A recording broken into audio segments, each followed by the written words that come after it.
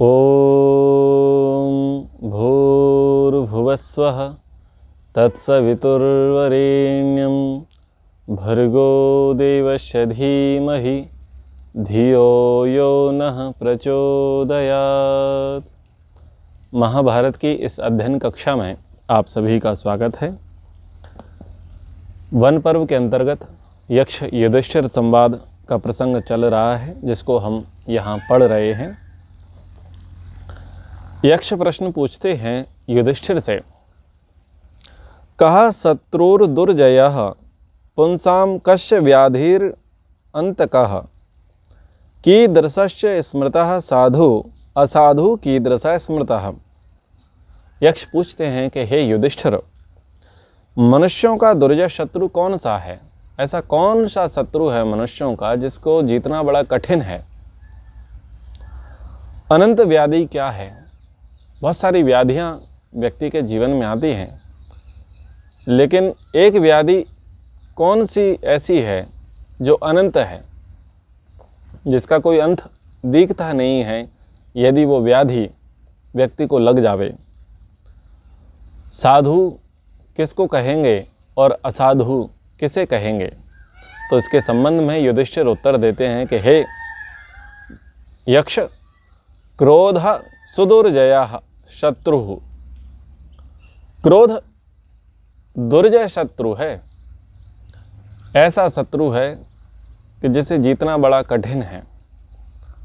और इस क्रोध रूपी शत्रु को यदि जिसने जीत लिया तो फिर अन्य जीतने के लिए उसे अधिक परिश्रम करने की आवश्यकता नहीं है।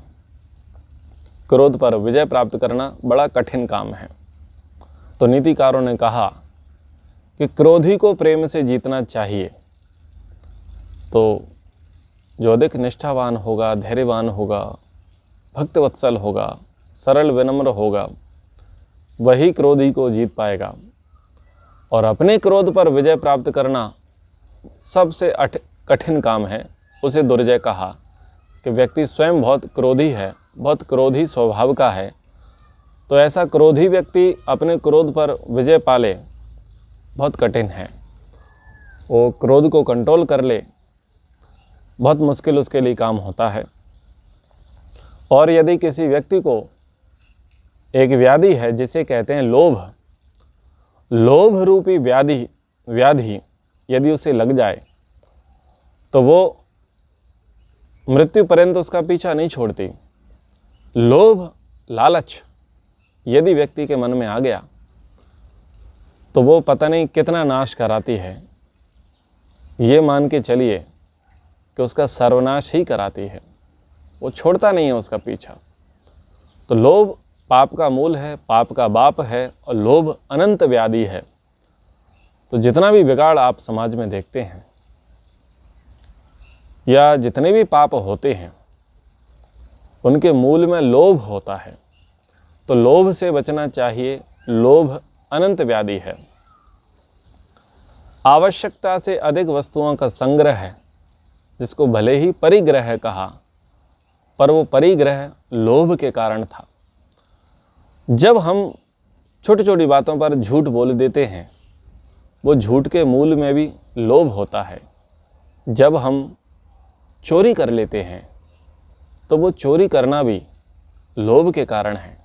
जब हम किसी वस्तु को छुपा लेते हैं या गुपचुप रूप से कोई काम कर लेते हैं, वो गुपचुप रूप से करने वाला काम, जो छुपा ली गई वस्तु, ये लोभ के कारण है। यदि हम किसी को कम दे रहे हैं, किसी को अधिक दे रहे हैं, तो वो भी लोभ की वजह से है। यदि काम है, काम वासना है, वो भी लोभ का स्वरूप है। क्रोध लोभ मूलक है, मोह लोभ मूलक है, हिंसा लोभ मूलक है। आप जितने भी पाप देखेंगे ना, उन सब का बाप लोभ है। कहीं ना कहीं लोभ जुड़ा है। चलो, साहित्यिक लैंग्वेज मैं कम बोलता हूँ और आपको शायद अगर कम समझ में पड़ती है, तो चीन जो कर रहा है, विस्तारवादी जो उसकी नीति है, इसके पीछे क्या है? इसके पीछे है लोभ।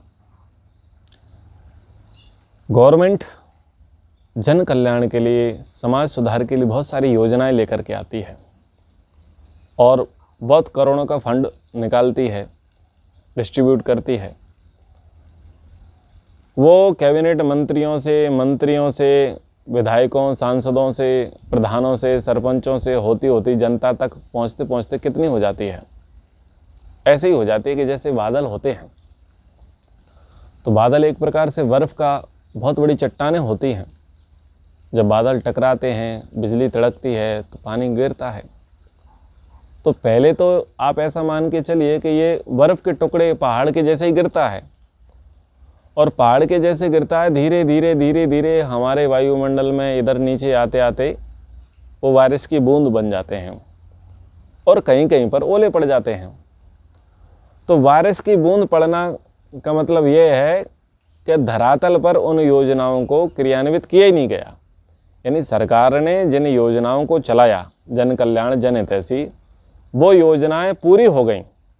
वो तालाब, वो नरेगा, वो मनरेगा, वो राजीव गांधी परियोजना, वो वृद्धा आवास, वो पेंशन, जो भी जितनी भी योजनाओं का नाम लेंगे, तो बहुत सारी योजनाएं कहाँ पूरी हो गई? कागज़ पर पूरी हो गई। उनकी कागज़ पर पूरी होने का आप ऐसा मान लीजिए कि बादल बरसा, बादल फटा, बर्फ़ के टुकड़े नीचे नहीं गिर पाए, केवल पानी रूप में आ गए, यानी पानी फिर गया। वो योजनाएं धरातल पर क्रियान्वित नहीं हुई। और कहीं कहीं पर जैसे ओले पड़ जाते हैं, यानी पूरी बर्फ़ की सिल्ली नहीं, बर्फ़ के बड़े बड़े विशाल खंड नहीं गिरे, केवल वो छोटे छोटे दाने के जैसे, चने के दाने के जैसे, कांच के कंचे के जैसे गिरते हैं ओले। तो वो आप इतना मान लीजिए कि भाई उतने प्रतिशत लोगों को लाभ हुआ। यानी मान लीजिए 100 रुपये गवर्नमेंट ने दिए और पब्लिक तक आते आते वो 1 रुपया रह गया। तो जैसे मैंने बादल का उदाहरण दिया, तो ये जो बीच में पैसा चला गया, जो बीच में पैसा खा लिया गया, उसके मूल में क्या था? लोभ। जो धर्मांतरण किए जा रहे हैं, उस धर्मांतरण के मूल में क्या है? लोभ, कि हम अपने लोगों को ज़्यादा बढ़ाएं, हम ज़्यादा आक्रमणकारी हों, हमारी संख्या ज़्यादा हो, हम हिंदुओं को उन पर शासन करें। फिर जो चोरी है, भ्रष्टाचार है, बलात्कार है, लूट है, हत्याएं हैं, जितना भी आप दुराचार पापाचार देखोगे, जितने भी द्वंद्व युद्ध देखोगे, परस्पर संघर्ष देखोगे, परिवारों में, जातियों में, आदि आदि भाषाओं में, उन संघर्ष में कहीं न कहीं यदि आप खोजने जाओगे तो उनके मूल में लोभ है। तो इसलिए कहा कि लोभ अनंत व्याधि है। अब साधु किसे कहा? सर्वभूत हितः साधु। जो समस्त प्राणियों का हित करने वाला है वही साधु है। तो किसी व्यक्ति ने पूछा था महाभारत की कक्षा के दौरान कि संत और साधु में क्या अंतर है। मैंने कहा कि जब कभी प्रसंग आएगा तो चर्चा करेंगे। तो ये प्रसंग आ गया। तो साधु उसे कहेंगे जो सबके हित की कामना करता है, सर्वे भवन्तु सुखिना की भावना रखता है, जिसका मन पवित्र है, निर्मल है, जो दूसरों के सुख से सुखी और दूसरों के दुख से दुखी हो जाता है, वो साधु है। सबके लिए प्रेम का भाव रखता है, करुणा का भाव रखता है, दया का भाव रखता है, वो साधु है। असाधुर निर्दया स्मृतः। और जो निर्दय है, जो दयाहीन है, जो अन्यों की हित की भावना नहीं रखता, वो असाधु है। यक्ष पूछते हैं कि को मोहा प्रोच्यते राजन, कस्य मानः प्रकीर्तितः, किमालस्यम च विज्ञेयम, कस्य शोका प्रकीर्तिता। हे राजन, मोह किसे कहा गया है? किसको मोह कहते हैं? मान क्या कहलाता है? आलस्य किसे जानना चाहिए? और शोक किसे कहते हैं? तो हम मोह जानते हैं, हम मान भी समझते हैं, हम आलस्य भी समझते हैं और शोक भी समझते हैं। परंतु विद्वानों की दृष्टि में मोह क्या है, आलस्य क्या है, शोक क्या है, मान क्या है, वो समझते हैं। तो युधिष्ठिर कहते हैं मोहो ही धर्म मूढ़त्वम। धर्म मूढ़ता ही मोह है। व्यक्ति को मोह होते हैं धन से, संपत्ति से, गाड़ी से, मकान से, दुकान से, खेल से, खलियान से, औषध अनाज से, खाद्यान्न से, वस्त्र आभूषणों से मोह होता है। स्त्री को पुरुष से, पुरुष को स्त्री से, पुत्र को पुत्री से, माता को पिता से, पिता को पुत्र से, आदि आदि। इधर उधर सबको मोह होते हैं, राग होता है। और मोह को मूर्खता कहा गया है। तो वास्तव में मूर्ख कौन है? वास्तव में मोही व्यक्ति कौन है? तो वास्तव में मोही व्यक्ति, वास्तव में मूर्ख व्यक्ति वो है जो धर्म मूढ़ है, यानी जो धर्म के क्षेत्र में मूढ़ है, मूर्ख है, जड़ है, जो धर्म के क्षेत्र में बिल्कुल भी नहीं जानता, वो मोही है, वो मूर्ख है, वो मूढ़ है। तो ये विद्वानों की दृष्टि है। जो धर्म के क्षेत्र में अपरिचित है, अनभिज्ञ है, वो मूढ़ है। अब व्यक्ति परिक्रमा करने जाते हैं, दंडवत लगाते हैं, झंडा लेकर के जाते हैं, पैदल यात्रा करते हैं बिना जूते चप्पल पहन करके। कुछ लोग निर्जला एकादशी व्रत रखते हैं, कुछ लोग त्रिपुंड लगाते हैं, कुछ लोग बलि चढ़ाते हैं, कुछ लोग बकरे काटते हैं, कुछ लोग चौराहों पर, बीच सड़क पर अपने आप को कोड़े मारते हैं, पता नहीं क्या क्या करते हैं। बोले क्यों करते हैं? ये सब धर्म का कार्य है। तो जितने सारे प्रपंच करते हैं, कर्मकांड करते हैं, पाखंड और अंधविश्वास हैं, ये धर्म मूढ़ता ही है, यही मोह है। ये वास्तव में धर्म के तत्वों को नहीं जानते, धर्म के रहस्यों को नहीं जानते। और जितना सारा प्रपंच चलता है, ये सब धर्म मूढ़ता है। मानस्तु आत्म अभिमानता, आत्म अभिमान ही मान है, स्वाभिमान ही मान है, आत्माभिमान ही मान है। आलस्य किसे बोला गया? आलसी तो हम सामान्य रूप से उसको मानते हैं जो काम करने में, चलने में, फिरने में, बोलने में विलंब करता है, देरी करता है, उसको हम आलसी बोलते हैं। लेकिन विद्वानों ने आलस्य किसे बोला? धर्म निष्क्रियता आलस्यम, धर्म का पालन ना करना आलस्य बोला। धर्म का अनुष्ठान ना करना, धार्मिक क्रियाएं ना करना, धर्माचरण ना करना, धर्म में संलग्न ना होना, ये आलस्य है।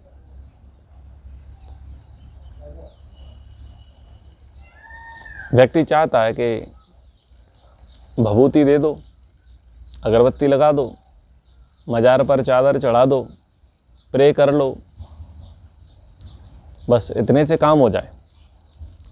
लेकिन पुरुषार्थ नहीं करना चाहता उस क्षेत्र में, उसमें वो बहुत बड़ा आलसी है।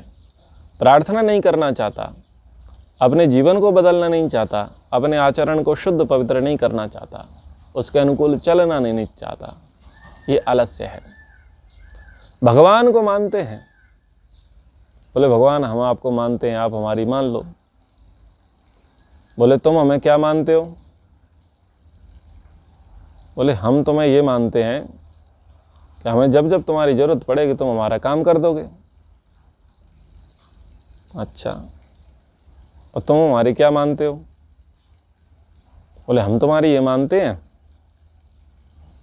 कि तुम्हारी जय जयकार करते हैं, तुम्हारा व्रत रखते हैं, तुम्हारा नाम जपते हैं, तुम्हारे नाम से पूजा पाठ कराते हैं। दोनों ही मामले गड़बड़ हैं।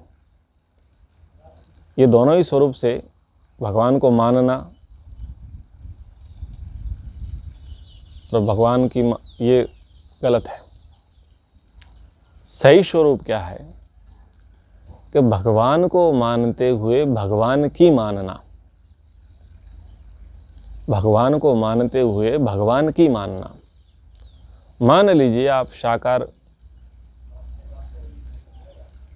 ईश्वर की आराधना करते हैं। वैसे तो ये शब्द ही असैद्धांतिक है, साकार तो ईश्वर होता नहीं है। तो ऐसा कर लेते हैं कि जैसे जो इतिहास में जो देव पुरुष हुए उनको ही भगवान स्वरूप माना, उनको ही भगवत शक्ति माना, जैसे कि श्री रामचंद्र जी, श्री कृष्णचंद्र जी आदि आदि। तो मान लीजिए आप जय श्री राम बोलते हैं, जय श्री कृष्ण बोलते हैं, जय भोले की बोलते हैं, तो इनको मान लिया आपने, चित्र भी लगा लिए, आप तीर्थ यात्राओं पर भी चले गए, कुछ पूजा पाठ भी करा लिए, ठीक है। तो ये तो हो गया इनको मानना। लेकिन इनकी मानना, जैसे कि श्री कृष्णचंद्र जी जुए के विरोधी थे, लेकिन मैं बहुत सारे कृष्ण के अनुयायियों को देखता हूं जो जुआ खेलते हैं। तो ये कौन है? ये धर्ममूढ़ हैं। श्री रामचंद्र जी मर्यादित पुरुष थे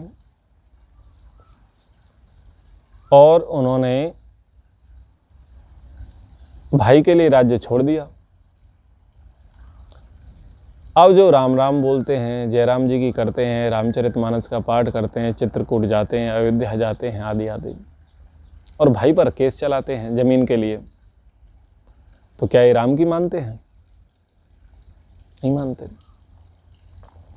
श्री कृष्णचंद्र जी ने कोई लोभ नहीं किया अपने जीवन में, कोई मोह नहीं किया, किसी से द्वेष नहीं किया, धर्म के लिए आजीवन युद्ध करते रहे, अपना पराया देखे बगैर वो हमेशा धर्म के पक्ष में खड़े रहे। क्रूरता उनके जीवन में नहीं थी, लोभ अभिमान अहंकार उनके जीवन में नहीं था। ब्राह्मणों की सेवा करते थे, वेदों का पाठ करते थे, ईश्वर की भक्ति करते थे, और किसी भी देश पर उन्होंने राज्य नहीं किया, योग्य व्यक्ति को पद पर बैठाया। तो ये कृष्ण जी थे। तो क्या इनकी हम मानते हैं? क्या वैसा हम आचरण करते हैं? इस पर विचार करना चाहिए। तो ये धर्म मूढ़ता है। धर्म का पालन ना करना ये आलस्य है। वास्तव में धर्म के जो सिद्धांत हैं, मूल्य हैं, उनको ठीक स्वरूप से मानना ही चाहिए।